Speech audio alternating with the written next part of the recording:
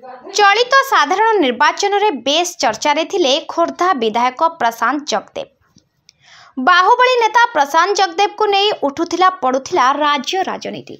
तांकर बाहुबली अंदाज पई से सर्वदा विवाद घेर को टाणी हो जाउथिले। अपरपक्षे बीजेडी रु प्रशांत बहिष्कृत हेबा परे बीजेपी रे शामिल होइथिले एवं बीजेपी टिकेट रु लड़ी जीतिथिले। आउ आज से बीजेपी विधायक सांग को दलर फायर ब्रांड नेत्री अपराजिता षडंगी को पाख लोक पाल्टिछंती। निर्वाचन प्रचार ठारू आरंभ करे एबे जाय समस्त कार्यक्रम रे अपराजिता सह नजर आसुछंती प्रशांत।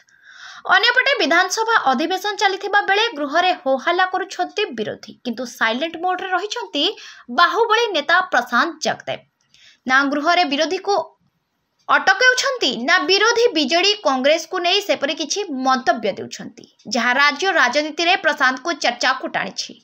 बीजेपी सरकार को 3 मास बीती जाइथिबा बेले अनेक समय रे विरोधी दल नेता नवीन पट्टनायक और मुख्यमंत्री मोहन माझी मध्य रे कथा कटाकटी होइछि। राज्य रे आळु समस्या हेउ कि राज्यपाल पुआ एसों को माड़ मारिबा घटना सबुथिरे सरकार उपर को कादो छिटा फोपाड़ुथिले विरोधी। हेले निर्वाचन पूर्व नवीन को धोउथिबा जगदेव बाबू एबे पूरा साइलेंट मोड रे रहुछंती। चर्चा हेउछि शासक दल को आसिबा परे शांत पड़ी जाइछंती प्रशांत जगदेव।